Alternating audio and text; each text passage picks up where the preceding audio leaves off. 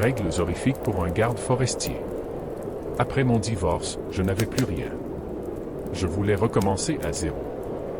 J'ai emménagé dans un appartement miteux dans une nouvelle ville, sans emploi stable, sans animal de compagnie, sans enfant, et bien sûr, sans femme. Je n'avais aucun lien réel avec le reste du monde. Je survivais simplement. J'ai postulé à des emplois dans toutes les entreprises et magasins locaux, restaurants, cafés, etc. J'étais toujours aussi ennuyé et malheureux, même après avoir déménagé dans une autre ville proche. Mais j'avais besoin d'un changement plus radical. Et maintenant, j'ai gagné le gros lot. Parmi toutes les candidatures que j'avais envoyées au hasard, il y en avait une pour un poste de guet forestier, sans expérience requise. Oui, un garde forestier isolé dans une tour de 20 mètres au milieu des bois, surveillant les incendies et réprimandant les campeurs. Parmi toutes les candidatures étranges que j'avais envoyées, celle-ci m'avait laissé une impression plutôt bizarre. Il était indiqué que le poste était pourvu, mais qu'il cherchait des candidats au cas où une place se libérerait. Et maintenant, j'ai un emploi. J'ai reçu un appel d'un type à la voix rude qui m'a informé du salaire et du fait que je devrais vivre dans la tour jusqu'à la fin de l'été, soit environ 2 mois.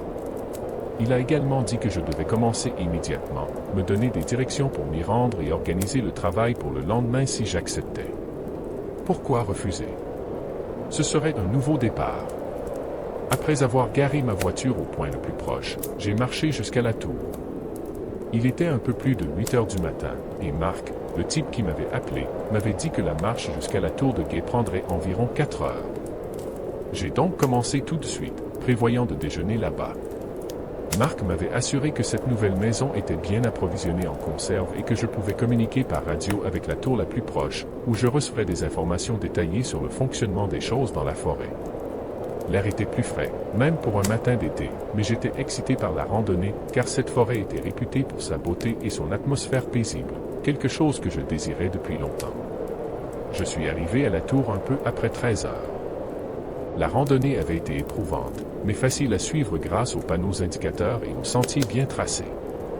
La tour était beaucoup plus grande que je ne l'avais imaginé, estimant qu'elle devait faire environ 30 mètres de haut. Il n'y avait qu'une petite cabine au sommet avec 4 piliers et un escalier en colimaçon menant à celle-ci. À côté de la tour, il y avait 2 entrepôts que je supposais être des réserves de nourriture. J'explorais plus tard. Pour l'instant, il fallait que je m'installe. Monter les escaliers n'était pas si facile, mais je m'y habituerais. La cabine était assez petite, avec un balcon tout autour. À l'intérieur, il y avait un lit, une grande radio, une table en bois avec une carte au-dessus, quelques livres, une boîte à outils, un talkie-walkie plus petit, une lampe suspendue, des jumelles et une lampe de poche. De chaque côté de la pièce, il y avait des fenêtres donnant sur la forêt en contrebas. C'était effrayant, mais cela servait à ce que le garde forestier puisse repérer plus facilement les incendies. J'ai posé mon sac à dos et me suis souvenu de ce que Marc avait dit sur la communication avec la tour la plus proche pour obtenir des instructions. J'ai donc suivi ses conseils. « Bonjour, il y a quelqu'un ?» ai-je demandé en tâtonnant avec la radio. « Salut, tu es le nouveau, n'est-ce pas ?» « Je m'appelle Allison », une voix féminine joyeuse a répondu à travers le bruit statique. « J'ai surveillé ta partie de la forêt pendant que tu marchais jusqu'ici, mais je ne pouvais pas voir plus loin, alors je suis contente que tu sois arrivé. »« Enchanté, je m'appelle Oscar », ai-je répondu. « Marc m'a dit que tu pourrais me donner plus de détails sur le travail. »« Exact, a-t-elle dit. Et on dirait que tu as déjà compris comment utiliser la radio. C'est un bon début. Les toilettes sont au pied de la tour, et les réserves de nourriture seront réapprovisionnées chaque semaine par Marc ou son fils. Le travail est assez simple, tu dois surveiller les environs pour t'assurer que personne ne campe la nuit et qu'il n'y a pas d'incendie.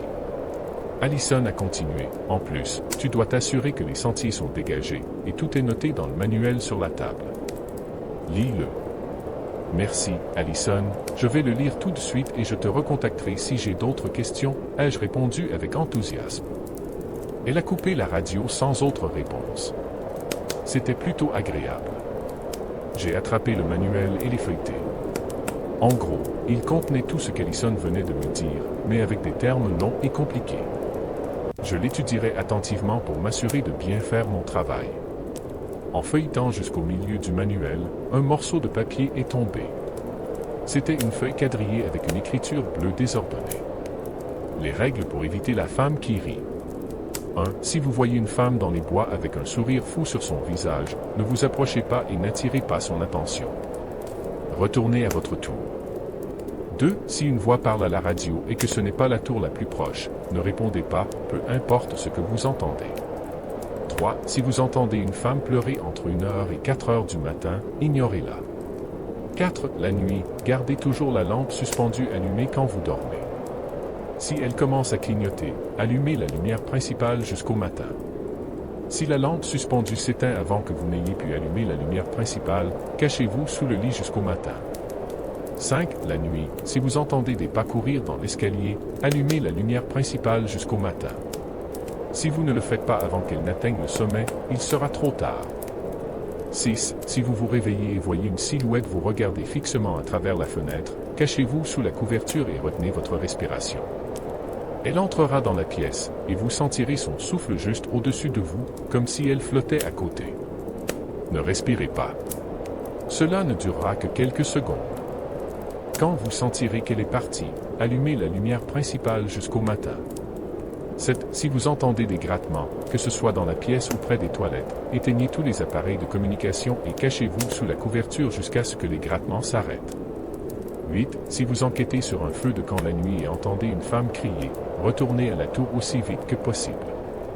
9. Si vous retournez à la tour et découvrez que quelqu'un d'autre est déjà à l'intérieur, courez et ne vous arrêtez pas jusqu'à ce que vous atteigniez la tour suivante. Ne regardez pas en arrière. Elle vous poursuivra. Qu'est-ce que c'est que ce bordel? Est-ce une blague effrayante? J'ai failli prendre la radio pour demander à Allison à propos de ces règles bizarres, mais je ne voulais pas passer pour un trouillard ou me faire moquer de moi. J'ai donc décidé de l'ignorer. À la place, j'explorais un peu les environs, prendrais mon déjeuner et m'installerais. Bonne nuit, mon pote, a dit Allison alors que je sombrais dans mon premier sommeil. Je me suis réveillé en sursaut, effrayé, et j'ai rapidement répondu « Bonne nuit, Allison. Merci pour ton aide aujourd'hui. » Mon premier jour aurait dû se terminer ainsi. Après le déjeuner, j'ai exploré la forêt et me suis familiarisé avec la machette utilisée pour dégager les sentiers. C'était un excellent moyen de me détendre.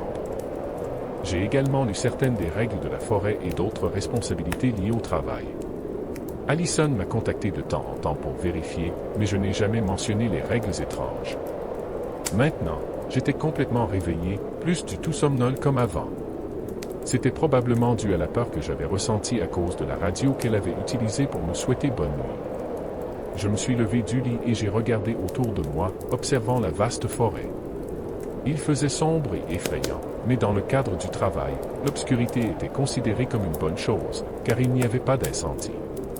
Probablement, il n'y avait pas beaucoup d'autres gardes forestiers en train de surveiller comme moi, car les incendies seraient beaucoup plus faciles à repérer dans ces conditions.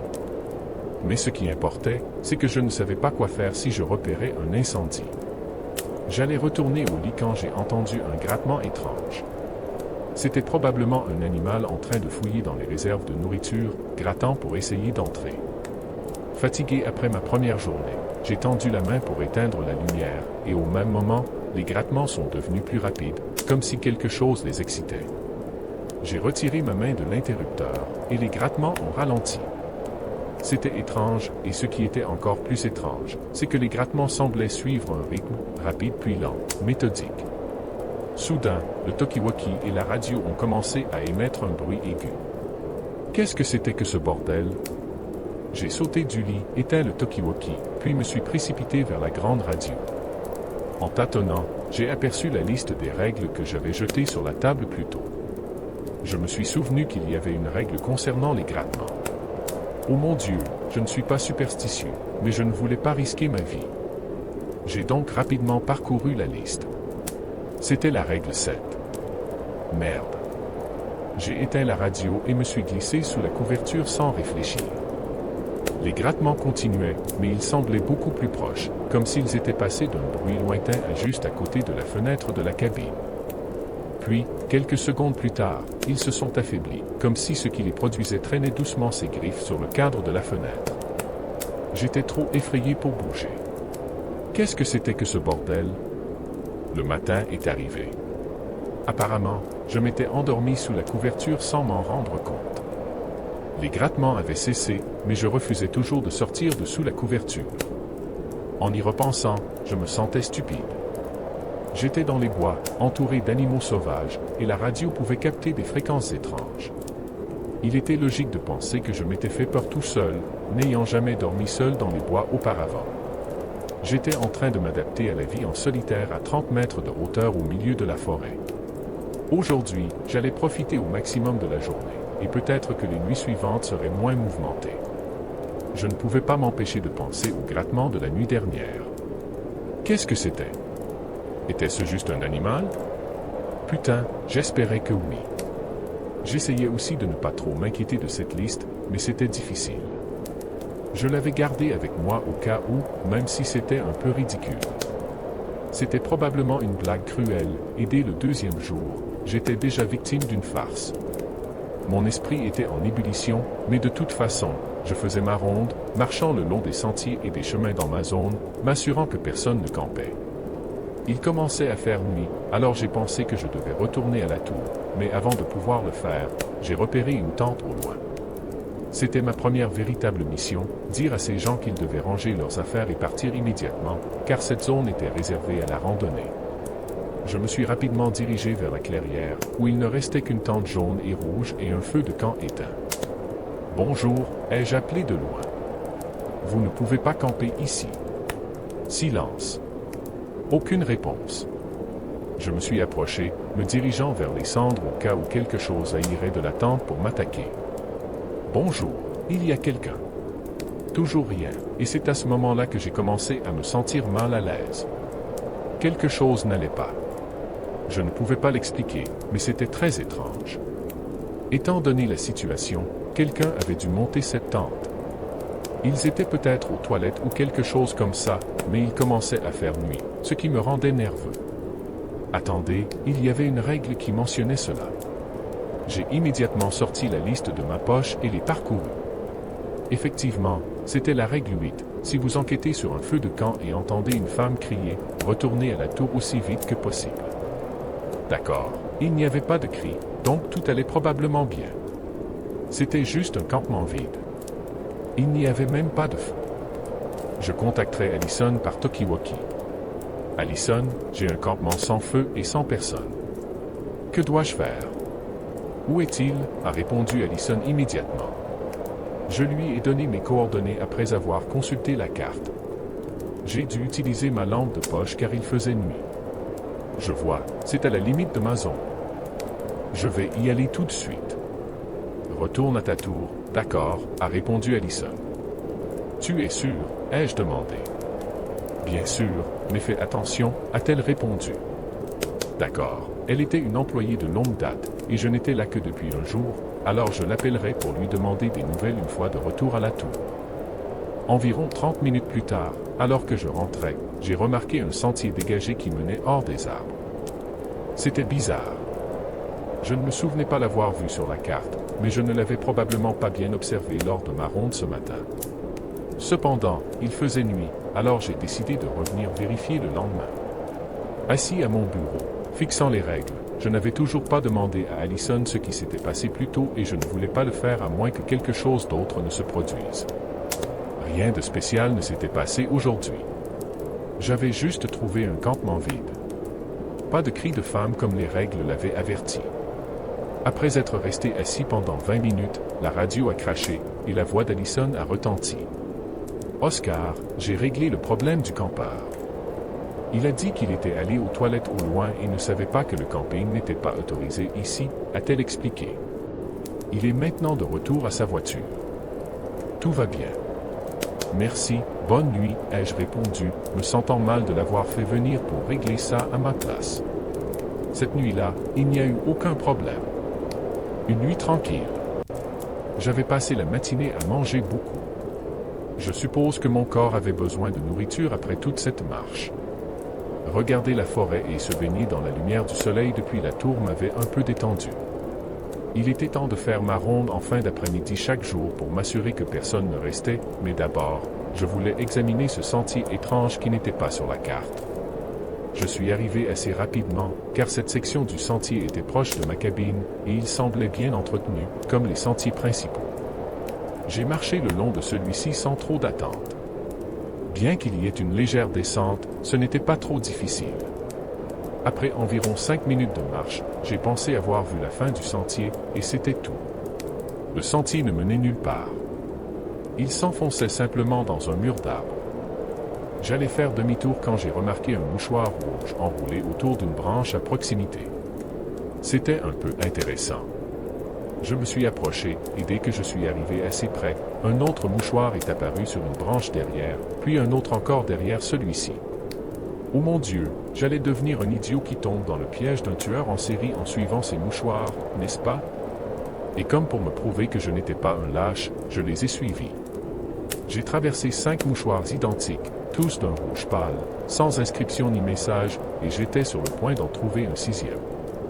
La différence était que celui-ci était au sol, alors que les 5 précédents étaient accrochés aux arbres. Je n'ai pas pu trouver le 7e, bien que je ne sache même pas s'il y en avait un, et cela m'a un peu agacé. En soupirant, je me suis penché pour ramasser le dernier mouchoir et les examiner. Qu'est-ce que c'était? Il était attaché à un couvercle en bois assez lourd, enterré dans le sol. J'ai essayé de le soulever, révélant une petite cave en dessous. C'était incroyable, au sens propre. Elle faisait environ 4 mètres de profondeur et 3 mètres de large, avec une échelle sur le mur où le couvercle avait été soulevé. J'ai pointé ma lampe de poche à l'intérieur, éclairant un sac de couchage et un appareil photo en dessous. J'ai soigneusement descendu l'échelle, qui semblait solide et bien construite. En fait, toute la cave semblait assez propre. J'ai pris l'appareil photo et l'ai examiné. Le câble de charge était branché sur l'appareil, mais il n'y avait évidemment pas de prise électrique à proximité. J'ai essayé de l'allumer, mais il était à court de batterie. C'était un appareil photo relativement moderne, avec un écran de visualisation sur le côté, légèrement fissuré. L'objectif était complètement brisé, et il semblait que ses jours de gloire étaient terminés. Je le chargerai une fois de retour à ma tour et j'étais impatient de voir ce qu'il y avait à l'intérieur. J'informerai Allison à ce sujet, sinon elle me reprocherait d'avoir commencé ma ronde plus tard que prévu. Vous ne devinerez jamais quoi. Le campement de la nuit dernière était toujours là, intact. Peut-être qu'il n'était jamais parti, ou peut-être que ce type était revenu et pensait qu'il pourrait revenir à son ancien emplacement sans que personne ne le sache. Littéralement, je regardais la même tente jaune et rouge, aux mêmes coordonnées sur la carte. La seule différence était que cette fois, le feu de camp était allumé, et c'était la seule source de lumière autre que ma lampe de poche. Agacé, j'ai décidé que je m'occuperais de ce type moi-même et enverrais de bonnes nouvelles à Allison, disant que j'avais accompli ma première tâche tout seul. Je me suis rapidement dirigé vers la tente et j'ai tiré la bâche. Je ne me souciais plus de l'effrayer accidentellement. Ce type devait savoir qu'il n'était pas censé être ici, mais le problème était qu'il n'y avait rien dans la tente. Pas de personne, pas de sac de couchage, pas de sac à dos. S'il y avait quelque chose, c'était de la saleté. Le feu brûlait vivement derrière moi, et en me retournant pour observer les arbres cachés derrière la lumière du feu, j'ai eu l'impression que quelque chose m'observait. J'ai rapidement éteint le feu de camp avec ma bouteille d'eau, me plongeant dans l'obscurité totale. Le feu était éteint, et je pointais toujours ma lampe de poche vers le sol, n'osant pas regarder les arbres derrière le feu de camp. Je me sentais mal à l'aise. J'ai contacté Allison par talkie-walkie. Soudain, un cri perçant a brisé le silence. Il venait des arbres juste à l'extérieur du feu de camp. Putain, le cri était quelque chose que je n'aurais jamais pu imaginer. Un son rempli de douleur et de colère pure. Une silhouette sombre a sauté d'un arbre, hurlant de manière incontrôlable, et a commencé à courir vers moi. Je n'ai même pas eu le temps de bien la voir avant de tourner les talons et de fuir dans la forêt que je venais tout juste de commencer à apprendre à connaître, suivant le chemin que je savais mener à ma tour. Elle me poursuivait toujours, hurlant sans cesse. Les cris résonnaient dans toute la forêt, traversant mes pensées. J'ai tourné sur le sentier, et j'ai aussi commencé à crier, même si je ne pouvais pas entendre ma propre voix à cause de la sienne. J'avais parcouru la moitié du chemin jusqu'à la tour, mais je refusais de regarder en arrière. Je ne pouvais pas. Cela me ferait paniquer et trébucher. Les cris devenaient de plus en plus forts, même lorsque j'ai vu ma tour devant moi. La lumière tamisée de la lampe que j'avais laissée dans la cabine au-dessus dissipait l'obscurité devant moi, me donnant de l'espoir. J'ai touché la rampe de l'escalier et j'ai tiré mon corps vers le haut à toute vitesse. Les marches métalliques étaient un peu inégales, donc je trébuchais tous les quelques pas, mais je gardais mon équilibre. À mi-chemin, les pas de la poursuite étaient toujours derrière moi. J'ai atteint la première marche, mais j'avais réussi. J'ai sauté dans la pièce et j'ai claqué la porte derrière moi. Les cris se sont arrêtés brusquement. Je me suis collé à la porte, l'adrénaline coulant à flot, tenant ma lampe de poche comme une arme, prêt à me battre. Le silence soudain n'a pas aidé, car si elle criait encore, au moins je saurais où elle était. Cependant, mes oreilles bourdonnaient alors que j'étais assis contre la porte. 1 heure s'était écoulée depuis que les cris avaient cessé, et depuis, je n'avais entendu aucun autre son. Bien que toujours terrifié, j'ai finalement rampé hors de la porte et j'ai contacté Allison. Si c'était une blague, c'était une sacrée blague cruelle, mais pour mon propre bien, j'espérais que c'était juste une blague. Allison, je suis inquiet, ai-je dit, haletant. Allison, réponds-moi. Après un silence qui semblait durer des heures, mais qui n'était en réalité que d'environ 1 minute, un grognement rauque a répondu. Ce n'était clairement pas la voix d'Allison, mais celle d'une femme qui semblait souffrir. Si cette chose bizarre avait trouvé Allison, alors quoi? J'allais lui demander comment elle allait quand la radio a craché à nouveau. Cela a commencé comme un autre grognement, devenant de plus en plus fort, se transformant en un cri perçant, identique à celui que j'avais entendu plus tôt. Le son qui avait hanté mes rêves, m'immergeant dans la douleur et la colère. J'ai paniqué et l'ai éteint. « Bonjour, mon pote.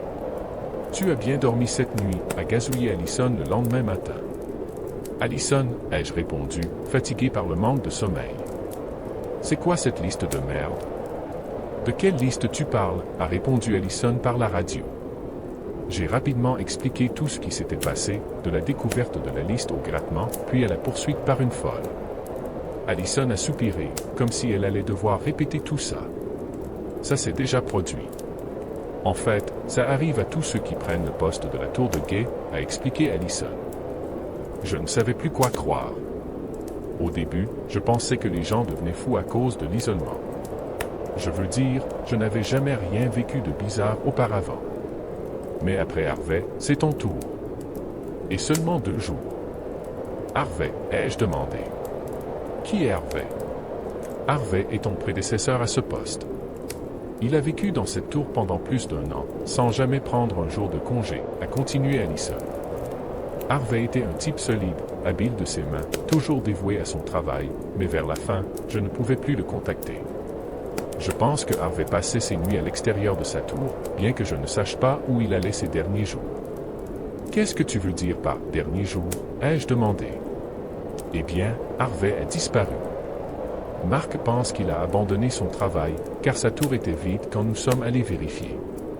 Pas de sac à dos, pas d'affaires, pas de Harvey. Et je ne sais pas pourquoi il est parti après 1 an à refuser de quitter la forêt, a répondu Allison. Mais dans les mois qui ont précédé sa disparition, Harvey est soudainement devenu obsédé par quelqu'un qu'il appelait la femme qui rit. Il a déclaré qu'il la rencontrerait la nuit, mais il n'est jamais entré dans les détails, a ajouté Allison après avoir entendu cette explication. Après avoir entendu cette explication, je me suis soudainement souvenu de l'annonce qui mentionnait qu'il cherchait des candidats au cas où une place se libérerait. J'ai donc demandé à Allison à ce sujet. Je ne sais pas, a-t-elle répondu. Je travaille ici depuis 2 ans, et Mark ne m'a jamais parlé de ça. Alors qui travaillait ici avant Harvey, ai-je demandé. Un type nommé Rick, a répondu Allison. Il est parti quelques jours après que j'ai commencé à travailler ici, mais il m'a aussi demandé si j'avais déjà vu une femme étrange dans les bois, celle qui sourit tout le temps. Je n'étais pas satisfait des informations que je recevais. Je ne savais pas si elle ne savait vraiment pas ou si elle cachait quelque chose. J'ai donc décidé de lui poser des questions sur elle-même. Qu'est-ce qui t'a poussé à prendre ce travail? Eh bien, je suppose que ce matin, nous allons devoir nous ouvrir l'un à l'autre, a ri Allison nerveusement. Je n'ai pas répondu, attendant qu'elle réponde à ma question. Ma sœur. Elle a disparu dans ces bois, a dit Allison d'une voix tremblante. J'ai pris ce travail pour essayer de la retrouver ou pour aider les autres à ne pas se perdre. Je ne suis pas sûr. Je suis désolé pour ta sœur, ai-je dit, me sentant mal d'avoir posé la question. Allison était courageuse. Je n'ai pas posé d'autres questions. Ce n'était pas le moment. Je ne savais pas si elle serait prête à répondre à mes interrogations, mais pour l'instant, je la considérais comme une alliée, et je voulais que ça reste ainsi. La conversation m'avait un peu réconforté, même si je ne savais pas pourquoi. Harvey semblait avoir disparu, et lui et Rick avaient tous deux affirmé avoir vu la femme qui rit. Était-ce la même femme qui m'avait poursuivi la nuit dernière? L'appareil photo dans la cave avait été entièrement chargé. Il faisait nuit et je n'avais pas pu dormir depuis l'après-midi. Je n'avais pas quitté mon bureau, restant assis là et essayant de rassembler les informations qu'Allison m'avait données, mais je n'y arrivais pas. Peut-être que l'appareil photo me donnerait quelques réponses. Les premières photos n'avaient rien d'intéressant. Juste des photos d'un lac, d'une maison typique en ville ou d'une voiture garée sur le bord de la route. Je les ai parcourues à toute vitesse, à peine conscient d'en avoir sauté une. C'était une photo de ma tour, et au pied de la tour, il y avait une famille de 3 personnes. Le père avait des cheveux foncés, était assez grand et semblait être le genre de personne qui avait beaucoup d'expérience avec le monde extérieur, grand et fort. La mère, une femme blonde avec un grand sourire, avait les bras autour des épaules de son mari. Le 3e membre était un enfant, un garçon aux cheveux bruns courts, très semblable à l'homme que je supposais être son père. J'ai continué à parcourir les photos, mais la famille n'était plus ensemble. Il ne restait que l'homme. Les quelques photos suivantes étaient des selfies de lui devant la tour, des vues depuis la fenêtre, même des toilettes et quelques sentiers. Était-ce Harvey ou Rick? Mais si c'était Harvey, pourquoi ne voulait-il pas prendre de congé pour rendre visite à sa famille? Quelques photos vers la fin devenaient de plus en plus étranges. Elle montrait une cave, exactement celle que j'avais explorée la veille, construite sous terre, contenant seulement un sac de couchage et cet appareil photo. Elle semblait inachevée, une œuvre en cours, et avec chaque photo suivante, elle semblait de plus en plus complète. Maintenant, je pouvais affirmer avec certitude que le propriétaire de l'appareil photo était également celui qui avait construit la cave. Je me souvenais qu'Allison avait dit que Harvey était très habile de ses mains. Alors pourquoi avait-il construit une cachette dans les bois, si près de la tour? La photo suivante montrait un arbre au hasard dans l'obscurité, mais ce n'était pas vraiment au hasard, car les 4 photos suivantes montraient le même arbre. À la base de l'arbre, il y avait une ombre étrange et déformée. Était-ce Harvey ou quelqu'un d'autre, le propriétaire de l'appareil photo, qui essayait de capturer la femme qui rit? Un bruit étrange m'a réveillé à 2h13 du matin.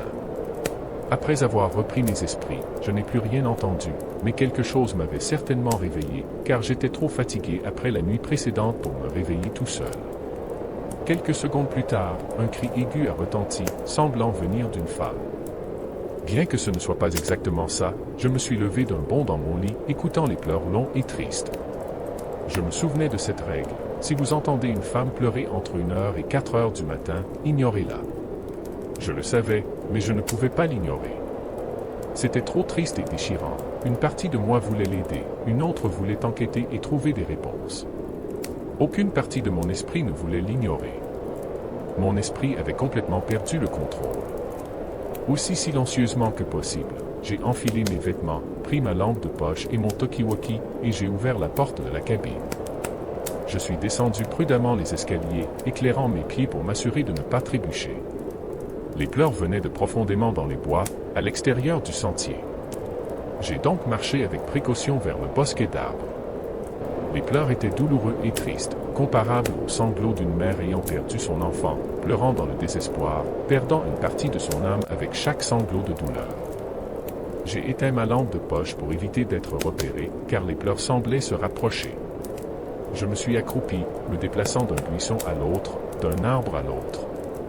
L'air était glacial, et plus je m'approchais, plus il faisait froid de manière anormale.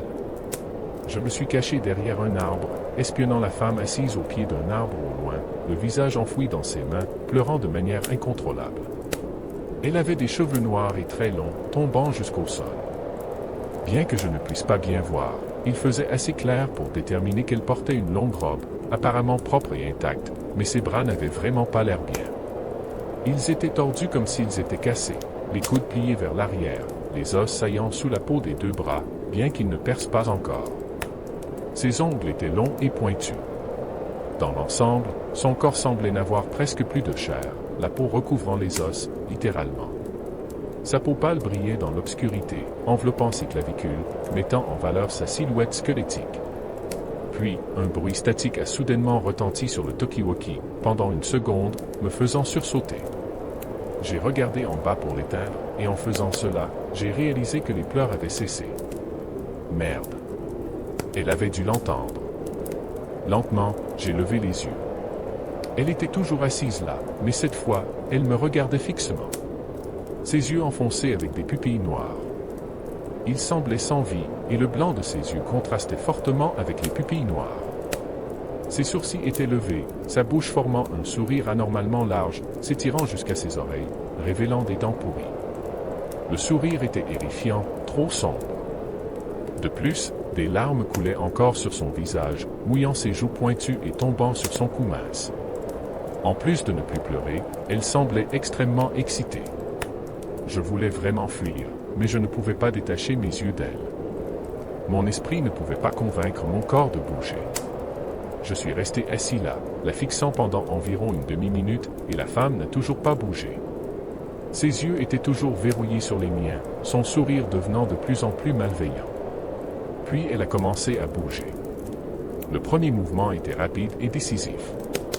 Elle s'est penchée sur le côté avec un craquement et a disparu dans l'obscurité derrière elle. Le mouvement était si rapide que son bras cassé a craqué, et c'était ma chance pour que l'instinct prenne le contrôle.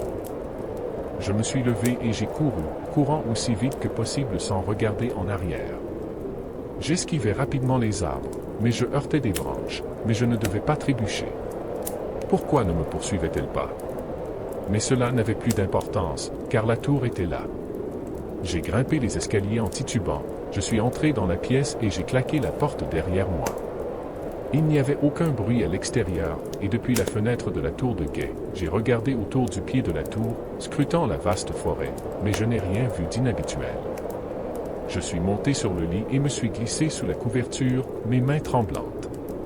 J'ai essayé de me calmer pour pouvoir écouter, ignorant les battements de mon cœur dans ma poitrine. Oui, à part mon cœur, il n'y avait aucun autre son. Le silence était étouffant. Alors que je sortais ma tête de sous la couverture, prêt à contacter Allison, j'ai vu les égratignures sur le sol que je pouvais affirmer n'étaient pas là quand j'avais quitté la tour.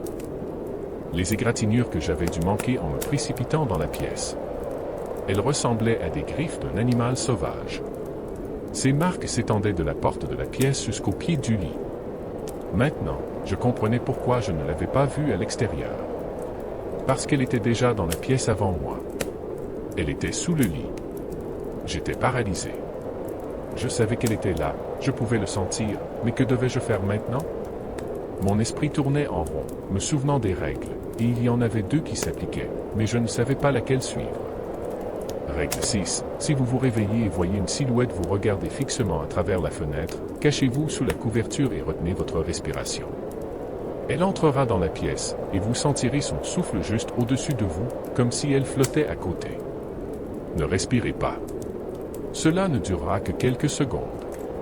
Quand vous sentirez qu'elle est partie, allumez la lumière principale jusqu'au matin. Ou règle 9, si vous retournez à la tour et découvrez que quelqu'un d'autre est déjà à l'intérieur, courez et ne vous arrêtez pas jusqu'à ce que vous atteigniez la tour suivante. Ne regardez pas en arrière. Elle vous poursuivra.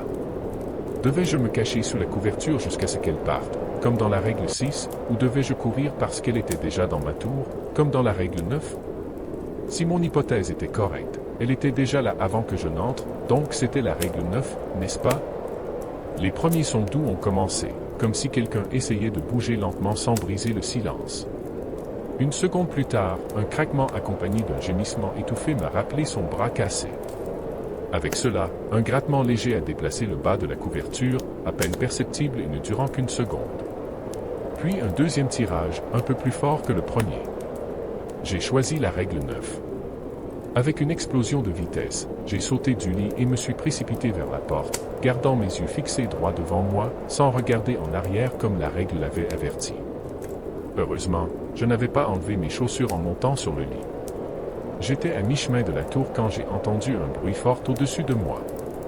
La porte s'est fermée violemment contre le cadre alors qu'elle quittait la pièce, puis les pas résonnants et rapides sur les marches métalliques. Cette fois, elle me poursuivait.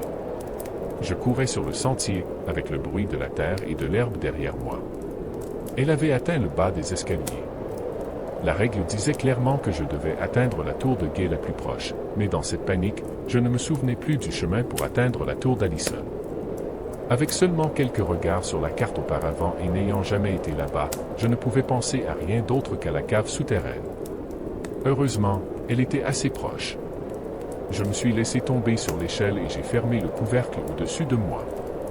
Elle était juste à l'extérieur, marchant d'avant en arrière sur le sol, les bruits d'herbe autour d'elle, et parfois elle marchait sur le bois. Chaque gémissement qu'elle laissait échapper me faisait dresser les cheveux sur la nuque. Je me suis blotti dans un coin de la cave, regardant fixement le couvercle, mais ne voyant rien à travers l'obscurité épaisse. Peut-être qu'elle ne m'avait pas vu descendre dans la cave, ou peut-être qu'elle ne savait même pas que cet endroit existait, ou pour une raison quelconque, elle ne pouvait pas entrer. Était-ce là que Harvey avait passé ses nuits quand il ne revenait pas à la tour? Allison avait dit qu'elle ne savait pas où Harvey était dans les bois, donc il y avait de fortes chances que ce soit ici. Environ 20 minutes plus tard, tous les pas avaient cessé. Je pensais que la créature au-dessus était partie, mais je n'étais plus stupide. Je resterais ici jusqu'au matin. Finalement, je me suis endormi, épuisé, bercé par le doux son du vent caressant les arbres. Donc, la nuit dernière, j'ai failli mourir. En repensant à ma décision d'enquêter, je me sentais stupide.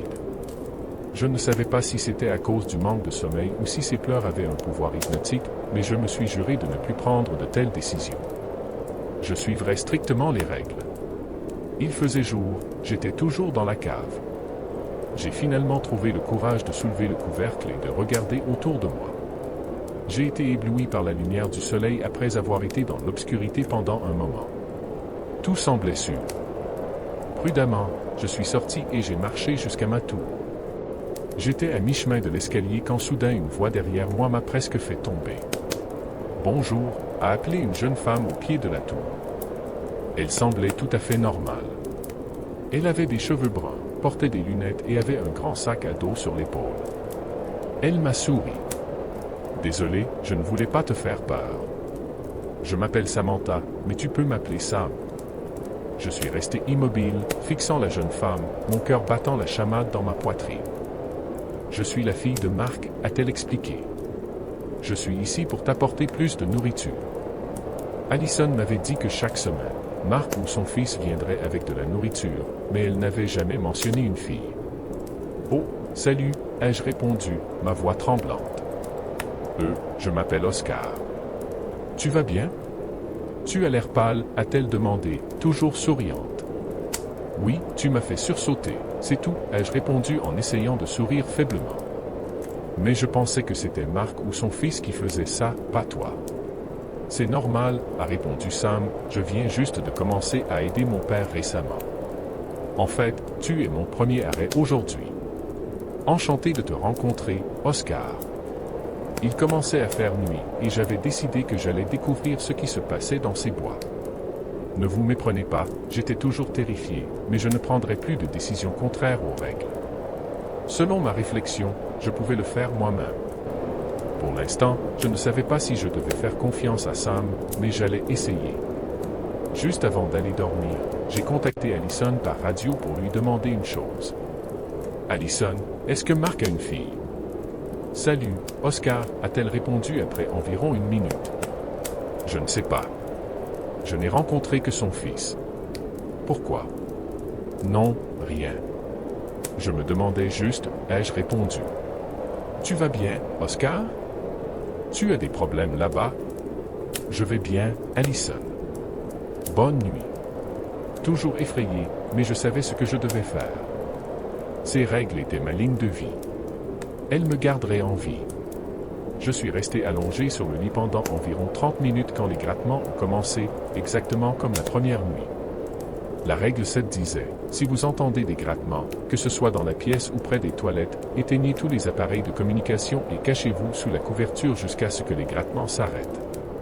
Le son était très faible, comme s'il venait de quelque part dans l'escalier, sinon en dessous des toilettes. Immédiatement, je me suis précipité vers la radio et l'ai éteinte. J'ai également vérifié le talkie-walkie, puis je suis rapidement retourné au lit et me suis glissé sous la couverture. Les grattements continuaient sans relâche, devenant de plus en plus forts, lents et prolongés, chaque grattement séparé par environ 10 secondes de silence. Bientôt, les grattements semblaient être juste à côté du lit. J'étais terrifié. Je priais silencieusement pour que ces règles me protègent. Le grattement suivant a duré encore plus longtemps, et mes pensées se sont embrouillées, mais je refusais toujours de bouger. Finalement, il s'est arrêté. Au total, cela a duré environ 15 minutes, et tout ce que je pouvais entendre maintenant était le bruissement des arbres en-dessous alors que le vent soufflait à travers eux. J'ai décidé de rester sous la couverture pour le reste de la nuit. Puis un autre son a retenti. Des pas faibles, devenant de plus en plus rapides et forts en volume. Dans ma panique, j'ai oublié les règles, mais par instinct, je me suis levé du lit et j'ai couru vers l'interrupteur de la lumière principale. Au moment où je l'ai allumé, les pas se sont arrêtés brusquement. Je suis resté figé à côté de l'interrupteur, attendant de voir ce qui allait se passer. Rien. Tremblant, je me suis dirigé vers la liste des règles près du lit, les prises et vérifié si j'avais bien fait. Règle 5, la nuit, si vous entendez des pas courir dans l'escalier, allumez la lumière principale jusqu'au matin. Si vous ne le faites pas avant qu'elle n'atteigne le sommet, il sera trop tard. Merci mon Dieu, je me souvenais vaguement qu'il y avait plusieurs règles utilisant la lumière principale comme solution, et je me sentais soulagé d'avoir choisi la bonne. J'ai regardé autour du balcon de la tour, puis mes yeux se sont dirigés vers le haut des escaliers. Quelques minutes de plus, tout était sûr et calme. Je me suis assis à mon bureau, la lumière vive de la lampe principale m'empêchant de voir la forêt environnante en dessous. Cela faisait environ 2 heures que cette créature avait grimpé les escaliers, et il n'y avait aucun moyen que je puisse dormir cette nuit. J'ai donc utilisé mon temps à bon escient. J'ai lu très attentivement la carte des zones environnantes, mémorisant les sentiers dans ma zone comme le fond de ma poche. Cependant, je devais aussi mémoriser de nouvelles choses, comme le chemin vers la tour de guet la plus proche. Ce n'était pas trop compliqué, même si je n'avais toujours pas décidé si je devais faire confiance à Allison. Je voulais vraiment la rencontrer, une rencontre en personne et une conversation, pas me cacher derrière une radio comme ça. Demain, j'irai à la tour d'Allison. Je me suis réveillé tôt le matin, n'ayant dormi que quelques heures, mais c'était suffisant. J'ai préparé mes affaires dans un petit sac à dos, un peu de nourriture, de l'eau, une lampe de poche, un talkie-walkie, une carte et une machette. J'ai aussi pris l'appareil photo pour demander à Allison si elle pouvait confirmer que l'homme sur les photos était Harvey. Le soleil brillait à travers les arbres, et en y repensant, depuis que j'étais arrivé ici, je n'avais jamais vraiment apprécié la beauté d'un lever de soleil. J'étais généralement en train de dormir ou de mourir de peur, mais c'était magnifique. J'ai décidé de ne pas prévenir Allison de ma venue. Bien que je me sente un peu en confiance, je ne voulais pas l'avertir de ma présence. J'ai serré mes lacets et j'ai commencé mon voyage vers l'emplacement suivant, prévoyant que cela prendrait environ 3 heures. Le trajet était relativement droit, et selon la carte, il n'y avait pas trop de montées ou d'obstacles similaires. Il y avait une différence notable quand je me suis aventuré hors de ma zone vers celle d'Allison. Chaque tour de guet avait la responsabilité de s'occuper des problèmes dans sa zone, généralement l'entretien des sentiers, l'assistance ou le traitement des infractions pour les randonneurs. Cependant, quand je suis entré dans la zone d'Allison, les sentiers étaient à peine entretenus. Les arbres, les buissons et la végétation bloquaient presque chaque passage, me rendant reconnaissant d'avoir apporté la machette. Je coupais et marchais le long du sentier à peine visible. C'était un travail épuisant, mais je voulais m'assurer que les sentiers étaient suffisamment dégagés pour pouvoir courir à travers si nécessaire. Juste au moment où je perdais ma motivation et commençais à avoir faim, la tour est apparue. Le voyage avait pris plus de 5 heures à cause du débroussaillage, mais j'étais enfin arrivé. La tour de guet était identique à la mienne, avec la même disposition, la cabine au sommet avec 4 piliers, nichée dans une petite clairière dans les bois. Les toilettes étaient de l'autre côté, mais ses réserves de nourriture étaient au même endroit que les miennes, juste à gauche du pied de la tour. Cependant, il y avait une grande différence que j'ai remarquée immédiatement, les restes d'un feu de camp, semblable à un feu de camp, à environ 15 mètres de sa tour, entouré de petites pierres. Il semblait avoir été utilisé récemment, ce qui était étrange, étant donné que notre travail consistait à s'assurer qu'il n'y avait pas de feu dans les bois. Je suis monté les escaliers en silence, en partie parce que je ne voulais pas qu'elle pense que j'étais la femme qui rit, mais surtout parce que j'étais nerveux. En arrivant au sommet, la cabine était complètement vide. En fait, elle semblait abandonnée depuis longtemps. Des toiles d'araignée et de la poussière recouvraient chaque recoin. J'ai tendu la main pour ouvrir la porte, mais elle était verrouillée. C'était étrange, ma tour n'avait même pas de serrure. J'ai plissé les yeux pour regarder à travers la poussière épaisse sur la fenêtre. L'intérieur était assez sombre, mais la lumière du soleil entrant était suffisante pour que je puisse voir une radio sur la table à côté d'une pile de journaux et de dossiers. Le lit était en désordre, pas fait, et un sac dépassait de dessous. Je supposais que c'était son sac à dos. Étrangement, il n'y avait pas de livres, de jeux de cartes ou quoi que ce soit pour passer le temps pendant les moments libres. Comment avait-elle pu rester saine d'esprit? J'ai décidé de contacter Allison. Je ne pouvais pas laisser mes 5 heures d'effort être vaines. Allison, tu es là. Je suis là. Qu'est-ce qu'il y a? Oscar a répondu rapidement une fois. Je voulais juste te poser quelques questions, ai-je répondu, puis je me suis arrêté pour décider d'enquêter avant de l'informer de ma présence. Où es-tu? Dans ma tour. Pourquoi? A-t-elle répondu. J'étais sûr d'être au bon endroit, à la tour d'Allison, et elle me mentait. Rien, ai-je dit, essayant de cacher ma tromperie avec un ton confiant. Juste quelques campeurs à la limite de ma zone. Je vais m'en occuper. Super, Oscar. Merci, a-t-elle répondu. Dieu merci, elle m'avait cru, je suppose. J'ai décidé de descendre de la tour et de me cacher derrière un arbre à proximité. Je voulais surveiller la situation. Peut-être qu'elle était juste sur le chemin du retour à la tour et avait donc dit qu'elle était déjà là. Peut-être que c'était un malentendu. Je surveillerai donc pendant un moment et verrai ce qui se passait. Plus de 30 minutes s'étaient écoulées, mais il n'y avait toujours aucun signe d'Allison. En fait, la zone était complètement silencieuse, complètement morte. Les bruits des animaux, les pas des randonneurs, tout avait disparu. C'était trop calme, trop sinistre.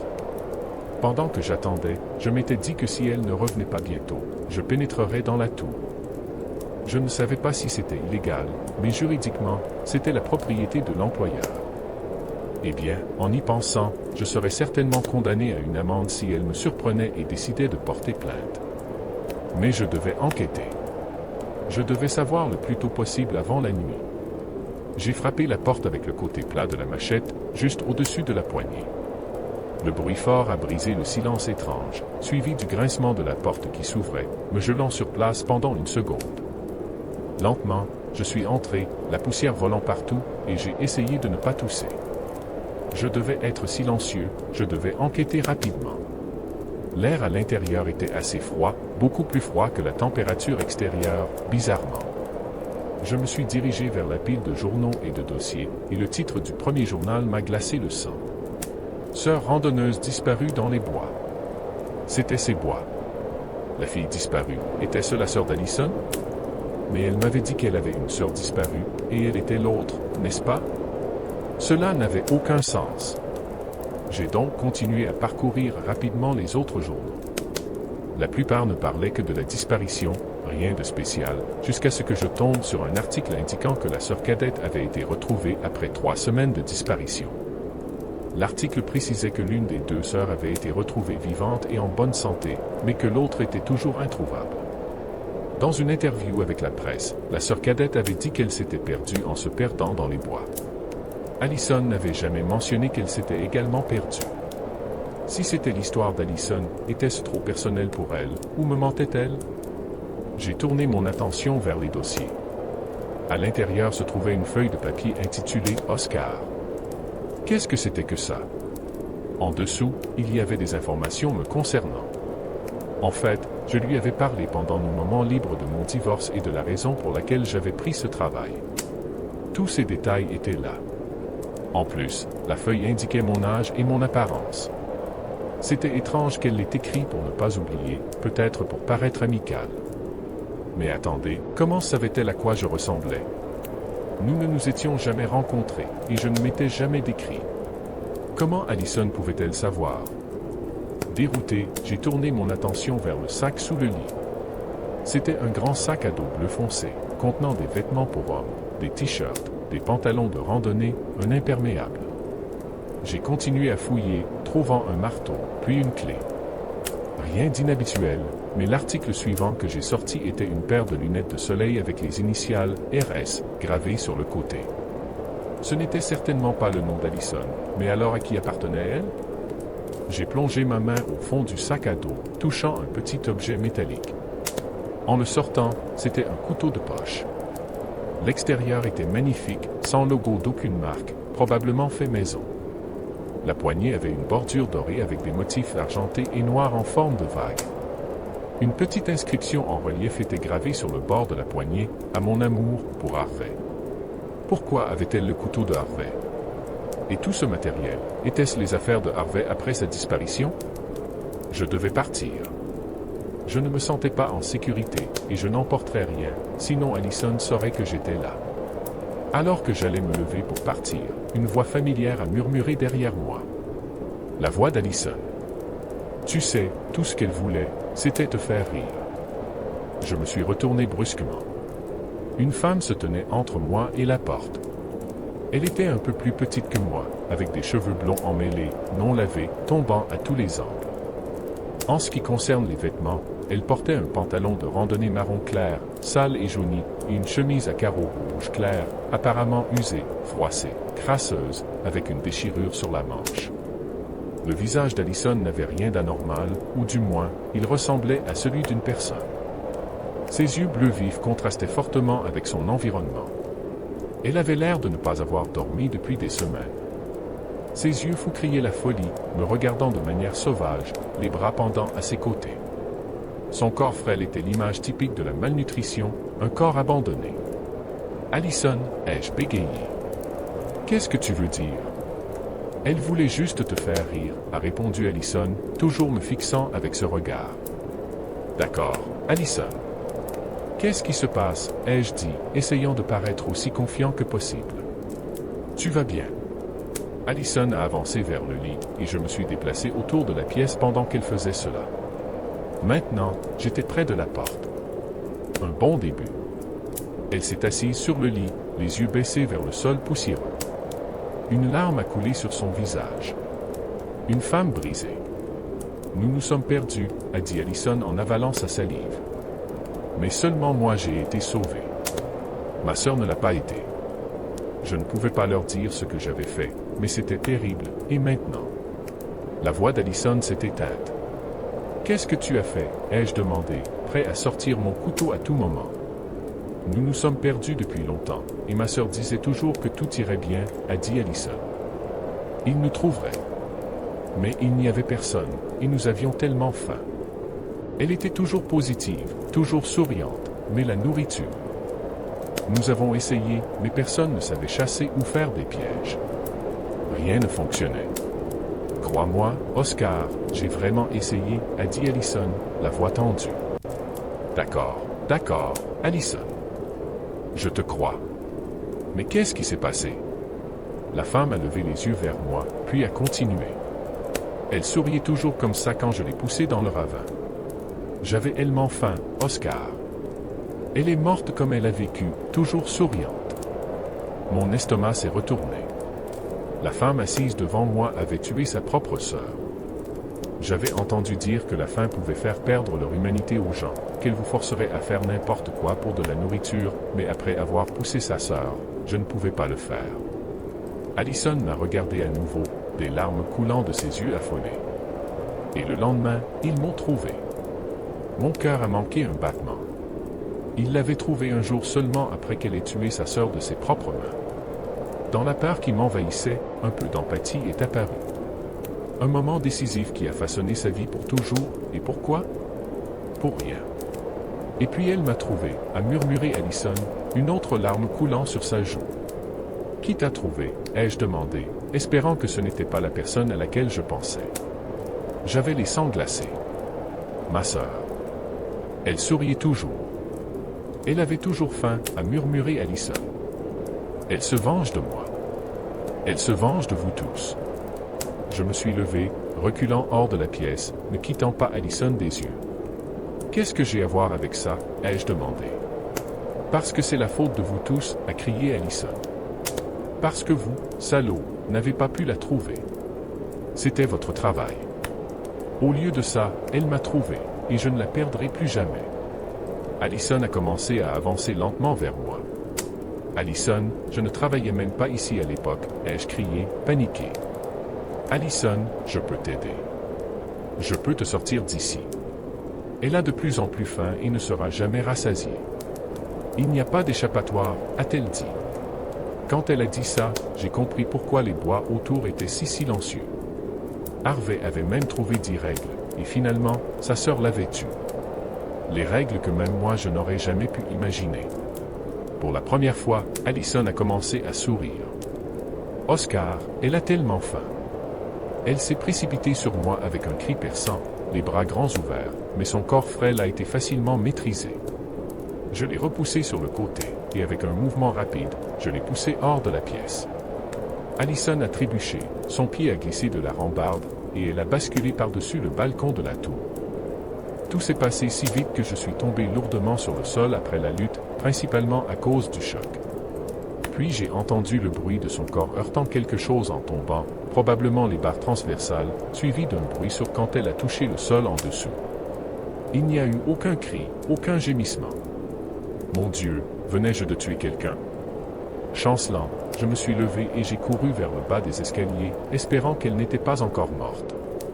Mais quand je suis arrivé, Allison était allongée à environ 3 mètres du pied de la tour, face contre terre, les bras cassés et tordus.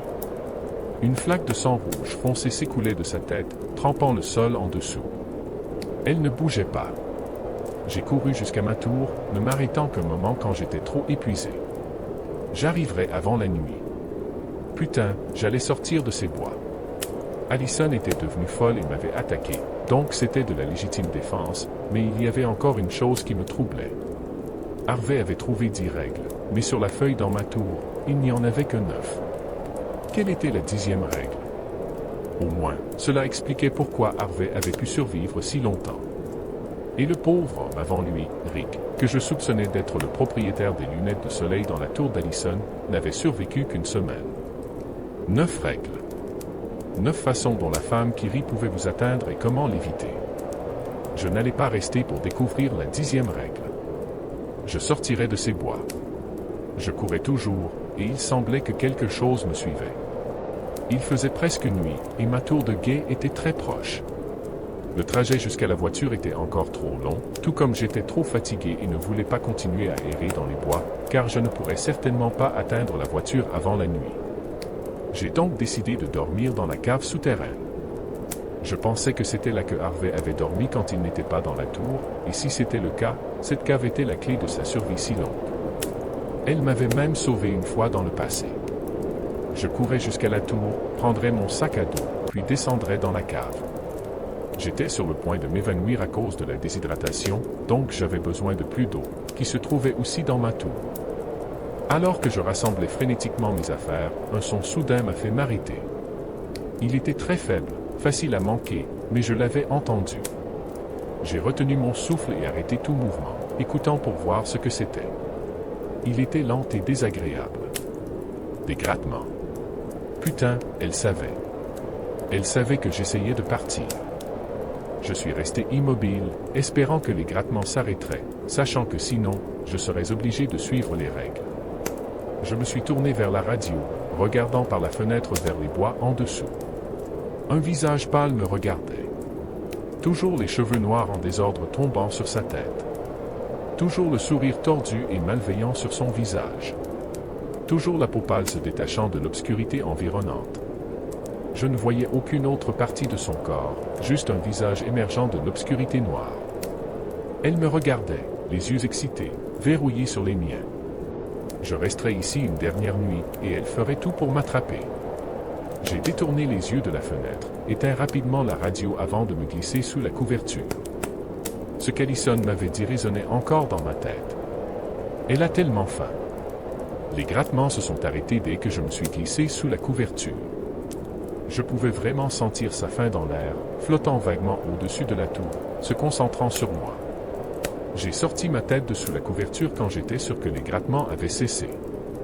Ne me laissant pas bercer par un faux sentiment de sécurité, je voulais être prêt pour tout défi cette nuit. Je me suis levé et j'ai fait le tour du balcon, observant les environs. Elle n'était plus là, mais je savais qu'elle était rapide. Plus tôt, la femme qui rit m'avait battu dans la course jusqu'à la tour quand je l'avais trouvée en train de pleurer dans les bois. Je me suis retourné pour entrer dans la pièce, regardant à nouveau par la fenêtre, et le reflet flou de la lampe suspendue a commencé à clignoter derrière moi. La règle 4 disait, la nuit, gardez toujours la lampe suspendue allumée quand vous dormez. Si elle commence à clignoter, allumez la lumière principale jusqu'au matin. Si la lampe suspendue s'éteint avant que vous n'ayez pu allumer la lumière principale, cachez-vous sous le lit jusqu'au matin. Mes yeux se sont ajustés au clignotement de la lampe, et pendant un instant, elle était là, juste devant moi, à travers la vitre de la fenêtre sur le balcon à l'extérieur de la pièce. Ses bras cassés grands ouverts, ses cheveux emmêlés et mouillés, ses yeux grands ouverts, son sourire joyeux et malveillant. La règle 6 disait, si vous vous réveillez et voyez une silhouette vous regarder fixement à travers la fenêtre, cachez-vous sous la couverture et retenez votre respiration. Elle entrera dans la pièce, et vous sentirez son souffle juste au-dessus de vous, comme si elle flottait à côté. Ne respirez pas. Cela ne durera que quelques secondes. Quand vous sentirez qu'elle est partie, allumez la lumière principale jusqu'au matin. La lampe a clignoté une fois de plus, puis s'est éteinte, me plongeant dans l'obscurité totale. Il y avait 2 règles à suivre, 2 règles en conflit. Je ne pouvais pas détacher mes yeux d'elle, mais je savais que je devais allumer la lumière principale. La créature s'est soudainement penchée sur le côté et a commencé à bouger plus vite. Oh mon Dieu! Je me suis retourné et j'ai couru vers l'interrupteur de la lumière principale. La lumière s'est allumée, et elle était maintenant juste devant la porte. Maintenant, je devais décider si je me cachais sous le lit ou sous la couverture. J'ai choisi la couverture, car la règle 6 disait qu'elle entrerait dans la pièce, et c'est exactement ce qu'elle allait faire. Je me suis précipité sur mon lit, tirant la couverture sur moi de la tête aux pieds, et en faisant cela, la porte s'est lentement ouverte. Je pouvais entendre les pas lourds venir vers moi, mais maintenant, il n'y avait que l'obscurité alors que j'étais sous la couverture épaisse, retenant mon souffle, attendant. Je pouvais la sentir, exactement comme la règle l'avait dit, juste au-dessus de moi. Chaque souffle froid tombait sur la couverture. Mes yeux étaient fermés, mais je savais qu'elle était là. J'ai essayé de retenir mon souffle, mon cœur battant dans ma poitrine, mon estomac noué par la peur. La femme qui rit attendait toujours. Que se passerait-il si je respirais? Est-ce qu'elle me tuerait sur place ou me posséderait elle? Ma poitrine me faisait mal. Je ne pouvais pas retenir mon souffle plus longtemps.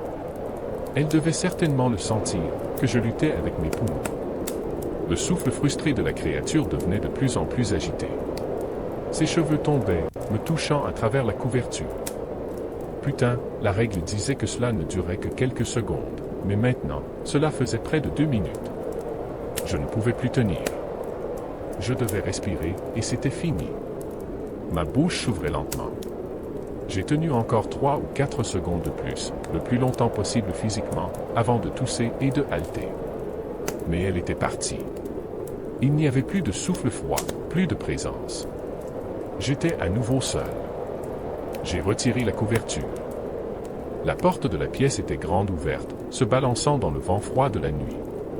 La lumière principale était toujours allumée, tout comme la lampe suspendue. Elle avait utilisé le clignotement de la lampe comme une tentative pour me faire échouer, me tromper en choisissant la mauvaise règle. Si j'avais choisi de me cacher sous le lit au lieu de la couverture, est-ce qu'elle m'aurait tué? Tout était calme depuis quelques heures. La lumière principale était toujours allumée, tout comme la lampe suspendue. Je me sentais un peu plus en sécurité, mais il y avait de fortes chances que ce soit son plan pour me bercer d'un faux sentiment de sécurité. Je ne baisserai pas ma garde. Un feu de camp, putain, juste à côté de ma tour, et la lumière vive de la lampe principale rendait la vision beaucoup plus difficile. En fait, il n'y avait pas qu'un seul feu, mais plusieurs, entourant la tour. J'ai ouvert la porte et je suis sorti sur le balcon, en comptant 6 feux, et à côté de chacun se tenait une silhouette sombre, tournant le dos vers moi. Oh mon Dieu! Il n'y avait rien dans les règles à ce sujet. Les silhouettes étaient de tailles différentes, une en particulier ressemblait à un enfant. Je ne pouvais distinguer aucun trait spécifique, car les feux étaient trop flous pour éclairer, mais en regardant de plus près, je me suis rendu compte qu'à côté du 6e feu, il n'y avait personne. Au moment où mes yeux commençaient à s'adapter à l'obscurité en dessous, les silhouettes sont soudainement tombées dans leur feu, une par une. La première à tomber était un homme, grand et mince, tombant face première dans les flammes, presque volontairement, puis se tordant de douleur alors que les flammes engloutissaient son corps, m'empêchant de voir son visage, mais ses cris perçants transperçaient l'air. Horrifié, j'ai regardé fixement une autre silhouette, une femme, tombant également dans le feu suivant. Les cris résonnaient alors que les flammes l'engloutissaient, se tordant comme la précédente, mais ne cherchant pas à s'échapper. Puis la silhouette de l'enfant, un garçon, suivant les deux autres, sautant dans son feu. Cette fois, il n'y avait aucun cri. L'enfant était complètement silencieux, mais se tordait violemment alors que les flammes le consumaient. La 4e silhouette était la plus grande, une forme grande et musclée, certainement un homme. Il gémissait de douleur, réprimant un cri, mais bougeait à peine alors qu'il brûlait. Enfin, la silhouette d'une femme. Cette fois, j'ai couru à l'intérieur, attrapé ma lampe de poche et suis revenu alors qu'elle se laissait tomber dans le feu de camp. Avec l'aide de la lampe de poche, je n'ai vu qu'un aperçu de ses cheveux blonds emmêlés et de sa chemise à carreaux rouges avec une déchirure le long de la manche avant que les flammes ne l'engloutissent complètement. Il ne restait que le 6e feu, sans silhouette à côté. Alors que les cris, les hurlements et les gémissements des personnes en dessous résonnaient dans la nuit, se mêlant à eux, les pleurs faibles d'une femme résonnaient des arbres en dessous. « Oscar !» une voix a appelé alors que les premiers rayons de soleil traversaient les arbres. « Oscar, tu es là !» Prudemment, je suis sorti sur le balcon et j'ai vu la fille de Marc en dessous. Elle portait les mêmes vêtements que la dernière fois que nous nous étions rencontrés. « Sam !» ai-je crié. « Nous devons partir d'ici maintenant. » Mais avant que je puisse finir ma phrase, elle m'a coupé. « Oscar, je sais tout. Je sais pour Allison, pour sa sœur. J'ai aussi trouvé des informations sur la famille de Harvey, Eric aussi. Peu importe eux, nous devons partir d'ici, ai-je répondu. Non, Oscar, a-t-elle crié. Nous devons la brûler. Le corps de la sœur d'Allison. Pourquoi, ai-je crié en retour. Parce que c'est la 10e règle. Sinon, son esprit nous poursuivra jusqu'à la fin des temps. Si tu quittes ces bois sans accomplir la 10e règle, elle te poursuivra pour toujours. La 10e règle, brûlez la femme qui rit, car sinon, elle vous poursuivra pour toujours. Mais comment pourrions-nous trouver son corps maintenant? Je sais où il est, Oscar. Je t'expliquerai en chemin. Ce n'est pas loin. J'avais survécu aux 9 règles précédentes, et maintenant, il n'y en avait plus qu'une. J'ai pris ma machette, réfléchissant à ce qu'elle avait dit. La femme qui rit vous poursuivrait pour toujours si vous quittiez les bois, c'est probablement pour ça que Harvey était resté si longtemps sans fuir. Comme Allison l'avait dit, il n'y avait pas d'échappatoire, sauf en brûlant son corps. Et Sam? Allison avait dit qu'elle ne savait pas que Marc avait une fille, mais c'était juste pour me détourner, n'est-ce pas? Pour me faire douter d'un allié potentiel. Quoi qu'il en soit, je ne faisais toujours pas entièrement confiance à Samedi. Je ne le ferai certainement pas avant d'entendre son explication. J'ai donc pris ma machette et suis descendu des escaliers, m'approchant de Samedi. Elle me regardait, les yeux fixés sur la machette, mais elle semblait comprendre ma prudence. « Pourquoi ne m'as-tu pas tout dit quand tu as apporté la nourriture ?» ai-je demandé. « Parce que je ne te faisais pas confiance à ce moment-là, Oscar, a expliqué Sam, je connaissais Harvey, et nous ne faisions confiance à personne d'autre qu'à nous-mêmes. Mais Harvey est mort. » « Comment tu le sais ?» ai-je demandé sérieusement. « Oui, a dit Sam en regardant le sol. Mais je n'ai appris sa mort qu'hier soir. Nous étions amis quand Harvey travaillait encore ici. En fait, l'autre jour, je venais apporter plus de nourriture à Harvey. Je ne savais même pas que la tour avait un nouveau garde jusqu'à ce que je te rencontre. Et c'est pourquoi je suis resté dans les bois jusqu'à maintenant, pour le trouver. Mais après la nuit dernière, il est clair que, oui, il est mort. La nuit dernière? Comment? Ai-je demandé.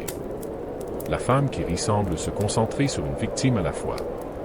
Quand elle chasse quelqu'un, elle ignore les autres, et c'est aussi pourquoi Allison continuait à chercher de nouvelles personnes, pour que sa sœur ne se retourne pas contre elle, a expliqué Sam, haletant, mon cœur battant.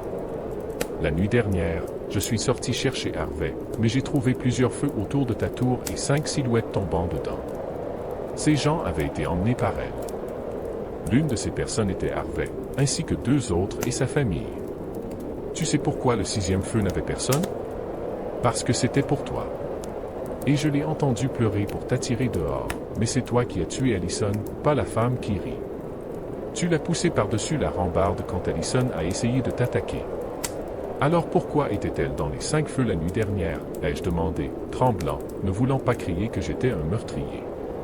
Si c'était vrai, alors Sam avait raison, la femme qui rit n'attaquerait personne d'autre quand elle se concentrait sur sa proie, mais cela ne signifiait pas qu'elle ignorerait les corps morts sans les manger. Elle avait toujours faim, et c'était tout ce qui l'intéressait. Alors pourquoi sais-tu où est son corps? Pourquoi n'as-tu pas profité du moment où elle me chassait pour brûler ce putain de corps? Ai-je crié, désespéré de sortir de ce cauchemar. Non, c'est à toi de le faire. C'est toi qu'elle chasse. Tu penses que je n'ai pas essayé? Mais chaque fois que j'essayais d'allumer le feu, il ne prenait pas. Je ne comprenais pas, alors je suppose que c'est à toi de le faire. Elle a allumé le feu pour toi la nuit dernière, donc seul toi peux le faire. En réfléchissant à l'explication de Sam, je comprenais pourquoi elle cherchait Harvey. Parce qu'elle avait trouvé l'emplacement du corps et voulait informer Harvey pour qu'il le brûle. Sam, j'étais dans la cave la nuit dernière. La cave que Harvey a construite lui-même. La femme qui rit ne savait pas qu'elle existait, c'est pourquoi il a pu survivre si longtemps. Si tu veux, je peux te montrer où elle est. Je sais où elle est, Oscar. Je vais t'expliquer en chemin. Ce n'est pas loin. Je n'avais plus le choix. Je devais lui faire confiance. Je devais brûler ce corps, et vite. J'ai couru jusqu'à la tour, attrapé mon sac à dos, y ai mis un briquet et une petite bouteille d'huile à lampe. Je suivrai Sam, mais je ne lâcherai pas la machette. Bien sûr, c'était dans une putain de grotte quelque part. En chemin, Sam a expliqué qu'après avoir été poussé, la sœur d'Allison n'était pas encore morte et avait rampé jusqu'à cet endroit pour se cacher, mais était rapidement morte à cause de la perte de sang. Elle ne se souvenait pas combien de temps après nous étions arrivés devant l'entrée de la grotte fissurée, juste en dessous d'une colline escarpée. J'ai pointé ma lampe de poche à l'intérieur. C'était une structure étroite, semblable à un tunnel, d'environ 3 mètres de large et près de 5 mètres de haut. Il n'y avait pas beaucoup de place pour manœuvrer si nous avions des ennuis, mais la lampe ne suffisait pas pour voir profondément à l'intérieur. Prenant tout mon courage, j'ai suivi Sam dans la grotte. Son corps est assez profond à l'intérieur, a murmuré Sam, il y a un virage près de la fin, probablement à environ 100 mètres. Nous serons en sécurité. Je n'ai rencontré aucun de ces fantômes hier. La voix de Sam s'est éteinte. Je continuais à jeter des regards vers Sam, mais c'était de plus en plus difficile à mesure que nous avancions. Bientôt, nous étions tous les deux engloutis dans l'obscurité, et la lumière de la lampe de poche était tout ce que nous avions en nous éloignant de la lumière du jour. Les sons sont rapidement devenus silencieux, seuls nos pas et notre respiration rapide nous accompagnant. Presque de nulle part, nous avons rencontré un mur. À gauche, une pente descendante menait plus profondément dans les profondeurs de la grotte. Pourquoi la sœur d'Allison est-elle allée si profondément, ai-je murmuré. Si elle voulait vraiment être sauvée. Non, a murmuré Sam, elle est morte peu après être entrée dans la grotte, mais quelqu'un a traîné son corps si profondément pour le cacher. Je suppose que c'était Allison. Environ 10 minutes plus tard, la grotte s'est élargie. Normalement, passer autant de temps dans l'obscurité signifie que vos yeux s'ajustent pour voir les choses. Cependant, cette fois, ce n'était pas le cas. Une obscurité épaisse et profonde que je n'avais jamais connue auparavant. Ou peut-être que la femme qui rit créait un effet pour gêner les intrus. Je ne savais pas. Tout ce que je savais, c'est qu'à part la lumière de la lampe de poche et Sam devant moi, je ne voyais rien. Un craquement a retenti derrière moi, un bruit de fissure rapide qui a fait bondir mon cœur. Je me suis retourné, pointant la lampe de poche vers la source du bruit. Une paire de pieds nus, pendant un instant, rampait hors de l'obscurité environnante. Les cuisses sales ressemblaient à celles d'une femme, disparaissant de la vue. Putain, quelque chose était ici avec nous. Était-ce la femme qui rit? Je me suis tourné vers Sandy. Elle avait disparu. Qu'est-ce que c'était que ce bordel? La lampe de poche de Sam était par terre, mais où était-elle? Devais-je l'appeler? Mon Dieu, je ne savais pas. Une main tenant la lampe de poche, l'autre tenant toujours fermement la machette, je ne pouvais pas revenir en arrière. La femme qui rit était juste derrière moi. Je devais trouver son corps et le brûler. Et j'avais besoin d'aider Samedi. Je faisais le tour, pointant la lampe de poche autour de moi, repérant un sac à dos appuyé contre le mur de la grotte. Je me suis approché prudemment, la paume de ma main moite rendant difficile de tenir la machette. Je l'ai serré aussi fort que possible, m'accroupissant à côté du sac à dos. Autour de moi, il n'y avait que de la terre et des rochers. Il était ouvert, mais semblait assez neuf, sans aucun signe d'avoir été laissé ici trop longtemps. Je l'ai fouillé rapidement. Une bâche, un briquet et une petite bouteille d'huile à lampe, identique à celle qu'on m'avait fournie dans la tour. De plus, dans le sac, il y avait un couteau du même style que celui que j'avais trouvé dans la tour d'Allison, avec une bordure dorée et des motifs argentés et noirs, mais l'inscription sur le bord de la poignée était complètement différente. À mon amour, pour Harvey. De la part de ta femme. Un autre couteau de Harvey. C'était le sac de Harvey. J'ai ouvert le couteau pour l'examiner. La pointe en métal, autrefois tranchante, était maintenant émoussée et rayée, avec des morceaux de roche collés. J'ai pointé la lampe de poche vers le mur où le sac à dos était appuyé. Gravé dans la pierre, il y avait une petite inscription, la 10e règle est un mensonge. Un craquement derrière moi. Je me suis retourné brusquement, voyant Sam debout là, souriant, ses yeux verrouillés sur les miens, son regard traversant l'obscurité profonde. Ses bras commençaient à se tordre et à se déformer, presque comme si l'air autour les brisait, craquant avec des mouvements saccadés, les coudes pliés vers l'arrière, les os saillant sous la peau des deux bras. Avec chaque craquement, son sourire s'élargissait, devenant de plus en plus déformé sur son visage. Ses yeux s'ouvraient grands, remplis de joie. Sa peau pâle, ses cheveux longs, tout correspondait aux caractéristiques horribles que j'avais vues. Maintenant, je ne pouvais plus reconnaître Samedi. C'était la femme qui rit. Je lui avais fait confiance, tout comme Harvey. La femme qui rit ne pouvait agir que dans l'obscurité, c'est pourquoi elle me poursuivait et jouait avec moi la nuit. C'est pourquoi je me sentais suivi en quittant la tour d'Allison, car il ne faisait pas encore nuit, donc elle ne pouvait rien faire. Elle me suivait en tant que Sam pendant la journée, mais m'attaquait en tant que femme qui rit la nuit. Le papier dans la tour d'Allison décrivait mon apparence, ce que j'avais oublié. Seul Sam m'avait rencontré depuis mon arrivée dans ces bois. Putain, j'allais mourir ici à cause de ma stupidité. J'aurais dû fuir les bois ce matin, mais dans cette grotte sombre, j'avais perdu la protection de la lumière du soleil. Elle était morte dans l'obscurité et était revenue à la vie dans l'obscurité. Je me suis levé, la machette tremblante dans ma main, avançant vers elle. J'étais prêt à attaquer. Dans une explosion de mouvement, j'ai été attrapé des deux côtés. Des créatures rampantes se sont précipitées vers moi, sentant leurs mains et leurs nombreux bras osseux me tirer vers le bas.